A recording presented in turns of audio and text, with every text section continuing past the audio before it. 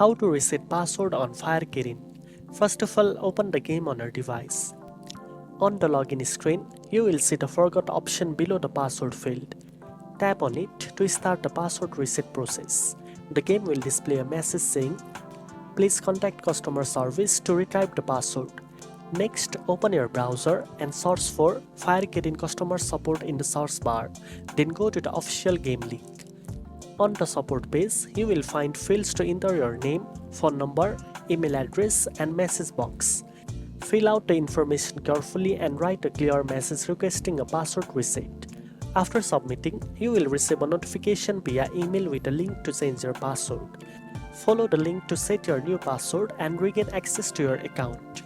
Now you know how to reset password on FireKirin. If you found this video helpful, don't forget to like, share and subscribe for more gaming tips. Thanks for watching and I'll see you in the next one.